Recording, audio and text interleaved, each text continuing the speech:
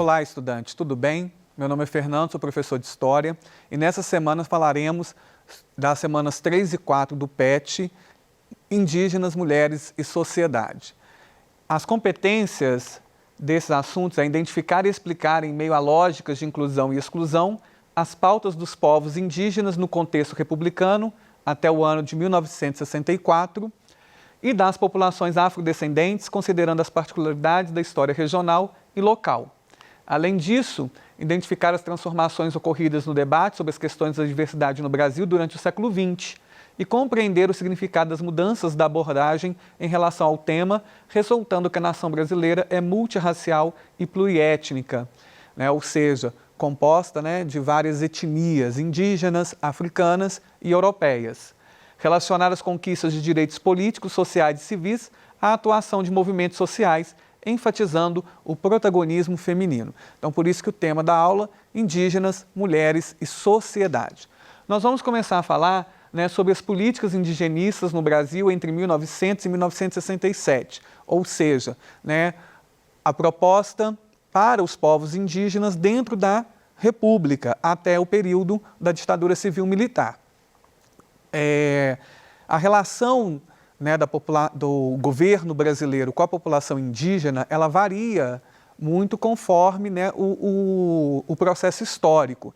Então, no primeiro momento, se a gente for pensar lá na colônia, que as populações indígenas estão num número muito maior do que a população portuguesa, que está chegando, e vai iniciar o processo de dominação, de colonização, e depois os portugueses têm que iniciar um processo de assimilação dessa população indígena à cultura portuguesa para esse processo de dominação.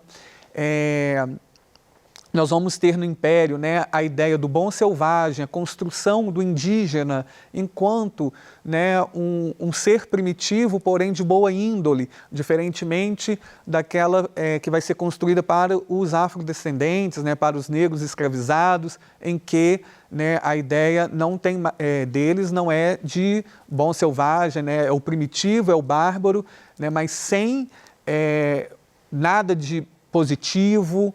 Então, é bem diferente o imaginário para uma população e para outra, uma primitiva e a outra de barbárie. E, com a República, a mudança também na relação de trato com o indígena em relação ao período colonial e imperial. A República ela vai ressaltar muito mais as figuras brancas europeias nas suas relações com os indígenas, e aí a gente tem ressaltando a figura do Tiradentes como herói da República, porque ele contesta a monarquia lá no final do século XVIII, e também os bandeirantes, que são aqueles de origem portuguesa, do estado de São Paulo, que fazem todo o processo de expansão territorial e dominação de povos indígenas e escravização dos indígenas. Então, existe uma mudança de relação, de trato com a população indígena ali na República. E, a partir, então, de 1907, nós vamos ter, 1910, nós vamos ter a criação do Serviço de Proteção aos Índios, o SPI, com o comando do Marechal Cândido Rondon.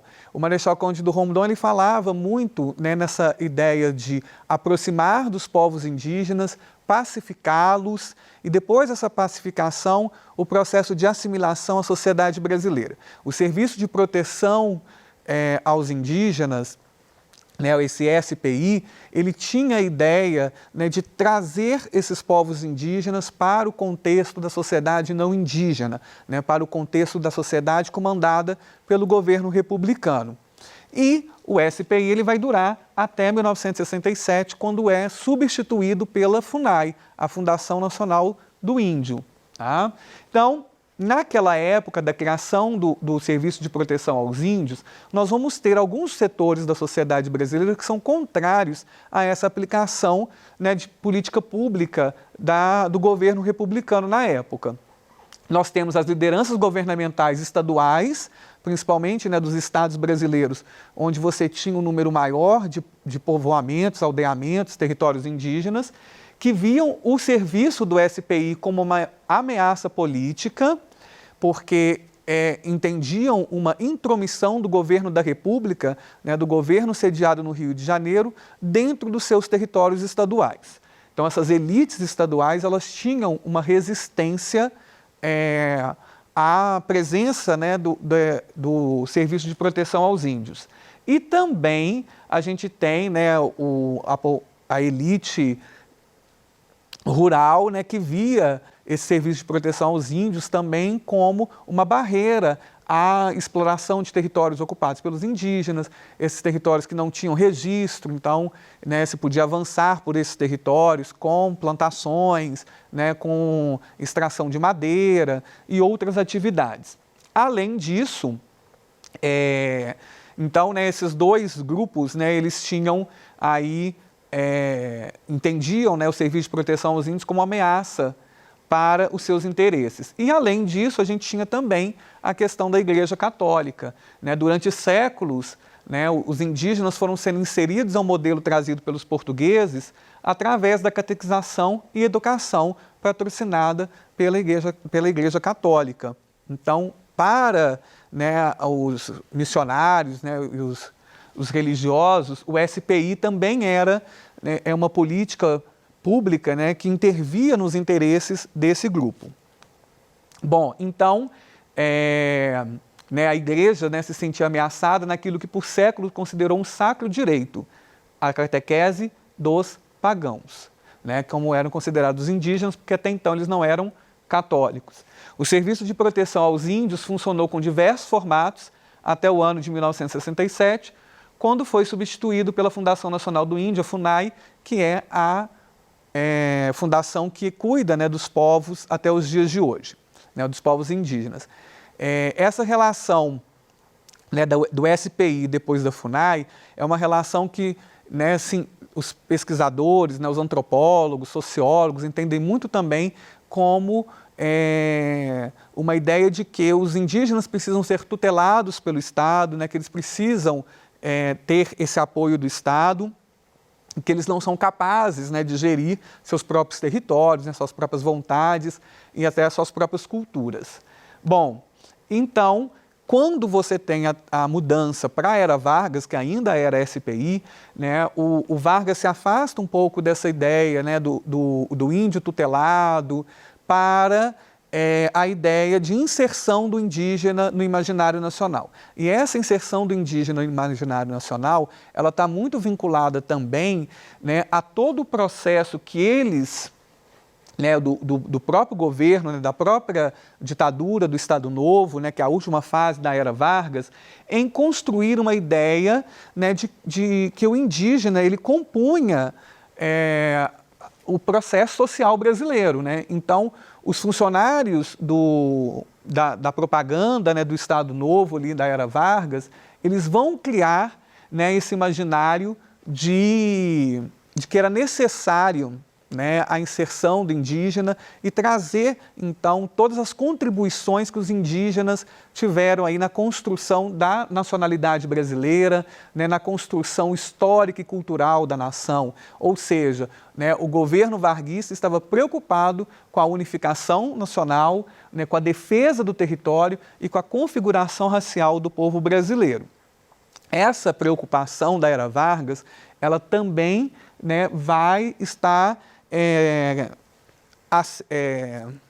linkada, não queria usar esse termo, mas assim, né, estaria ligada também com a questão das populações afrodescendentes, né, porque quando você pensa na inserção da população afrodescendente no Brasil, né, na questão da República, né, da formação da República, é a mesma, né, é muito similar com a questão do indígena. Esses afrodescendentes, né, passaram séculos dentro de um sistema escravagista e quando você tem a abolição da escravidão e logo depois, né, a proclamação da República, essa população ela também vai ter muitas dificuldades de inserção no cenário nacional. Essa dificuldade de inserção ela estava muito ligada à questão do próprio trabalho que os negros faziam, né, na realidade. Eles eram escravizados. Então, quando você tem o processo de abolição, a população que empregava, né, aquela população que dependia da mão de obra de outras pessoas, elas preferiam empregar, né, e pagar salários para a população de origem europeia, né, branca, do que empregar os negros. Então, muitas vezes, os negros, principalmente nas áreas rurais, eles buscaram negociar com seus antigos donos as suas permanências através do direito de ter a própria roça, né, de plantar os próprios alimentos e ter um salário, né, ter uma negociação ali de continuar no mesmo local. Porém, essas populações, elas começaram a perceber que elas eram super exploradas e muitos deles, então, resolveram ir para as cidades em busca de novas oportunidades.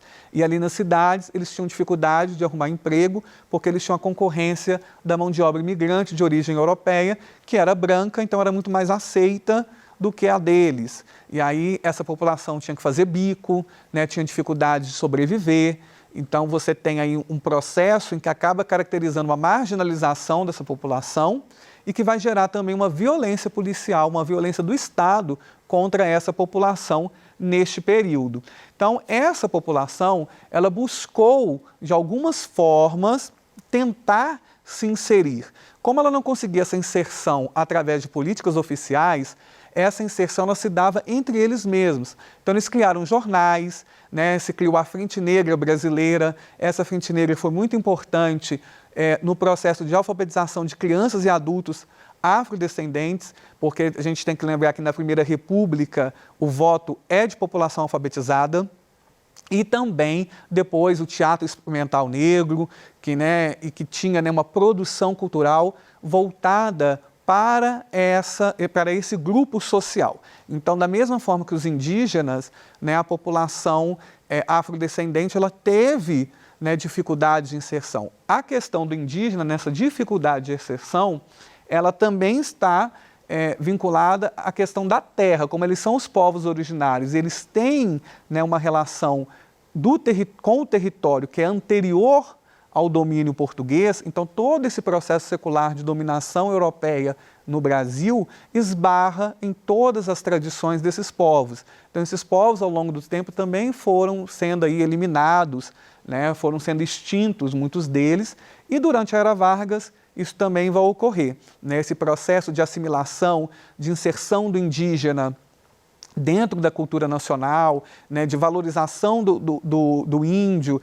né, das suas contribuições para a formação do Brasil, acabam levando, né, a um processo de chegar muito próximo a essas nações indígenas. E no chegar muito próximo, muitas vezes esse chegar muito próximo dava espaço para a exploração dos territórios indígenas, de pessoas que queriam as terras indígenas por causa das riquezas minerais, das riquezas naturais, e também, né, de poder fazer pastoreio, né, terras agrícolas nesses territórios indígenas, e essas populações foram sendo reduzidas, foram sendo extintas, né, foram sendo eliminadas, né, nesse processo.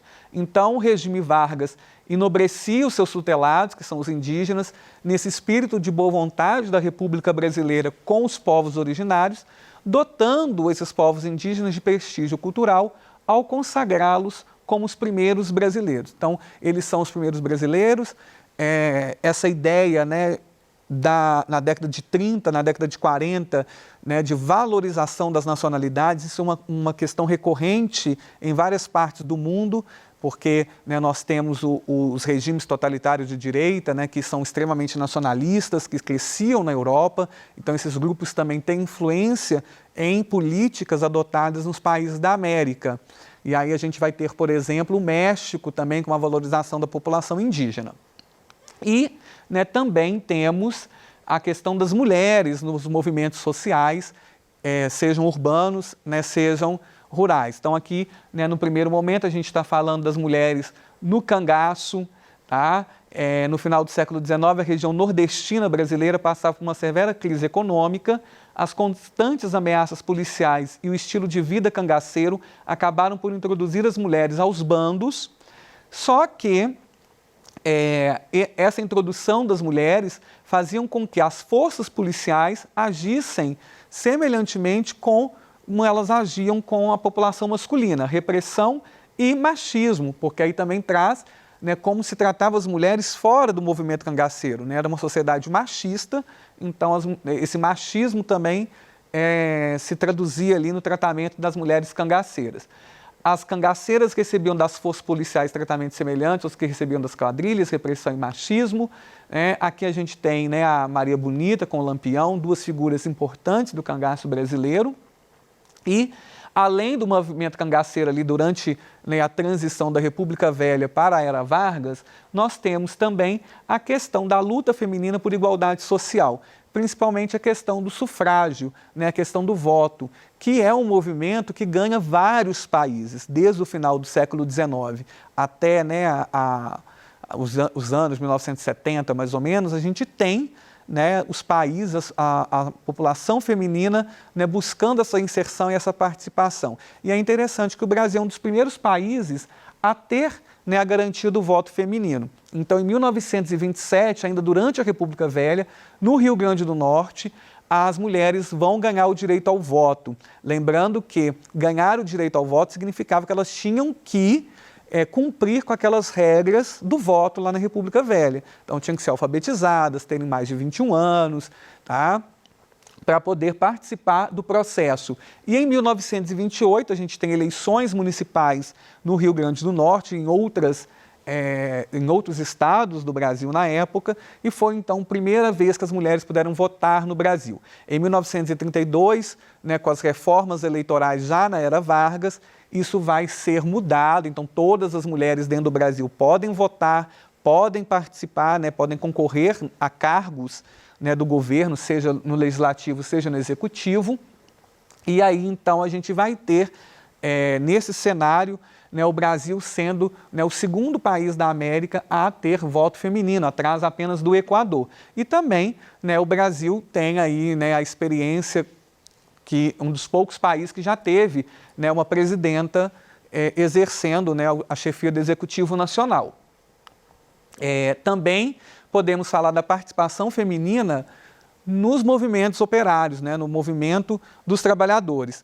Na primeira metade do século XX, era muito característico que o movimento operário estivesse ligado ao modelo anarquista de sociedade, ao modelo anarquista de né, socioeconômico. Uma sociedade sem Estado, uma sociedade com regramento coletivo, uma sociedade igualitária, sem divisões de classe. Então, as mulheres vão participar, né, do movimento operário e vão participar do movimento anarquista, mas trazendo para esses movimentos as pautas femininas, que não estavam inseridas no movimento anarquista controlado pelos homens. Então, quando as mulheres participam do anarquismo, do anarcossindicalismo, né, que é o movimento anarquista dentro do movimento sindical, elas vão trazer questões que são exclusivas do mundo feminino, como, por exemplo, né, a igualdade nas uniões matrimoniais, a questão da maternidade livre e consciente, e aí a gente traz, né, por exemplo, a ideia do aborto, o amor livre e a emancipação da mulher, a igualdade da mulher em termos moral, sexual, político, econômico, intelectual e cultural. Então, as mulheres, né, elas não foram meras coadjuvantes na teoria e na prática anarquista dentro do movimento sindical brasileiro, ok? Bom, dessa forma, as mulheres anarquistas, principalmente no estado de São Paulo, onde se concentrava a indústria brasileira na época, avançam dentro do ideário anarquista, propondo a emancipação da mulher, que não existe sem a emancipação da humanidade. Então, não adianta falar de emancipação de todos se você, né, a população continua machista, continua misógina. Então, né, as mulheres dentro do processo anarquista, elas trazem, olha, para ter uma sociedade realmente igual, não é só a inserção dos grupos sociais minoritários, é a inserção também da própria mulher, que é um grupo social minoritário, mas é majoritário em termos de quantidade. Bom, a igualdade entre homens e mulheres também é um ponto a ser questionado nas relações hierárquicas do movimento anarquista, que aponta e critica o machismo dentro do próprio movimento operário, ok? Então, né, na aula de hoje, né, que pega as 2 semanas, a semana 3 e a semana 4 do PET 2. Nós estudamos as relações entre o Estado brasileiro no século XX e determinados grupos sociais. A questão das mulheres, né, a questão do voto, a questão dos indígenas e a tutela do Estado em relação ao indígena e também, né, a questão dos afrodescendentes, né, como que se dá essa inserção, essa dificuldade da inserção, né, dos afrodescendentes na sociedade brasileira, dentro da República, e a questão, né, das mulheres também, tanto no direito ao voto, como também dentro do movimento operário, né, no caso das mulheres das classes mais baixas. A gente fica por aqui, aguardo vocês na próxima semana. Até mais!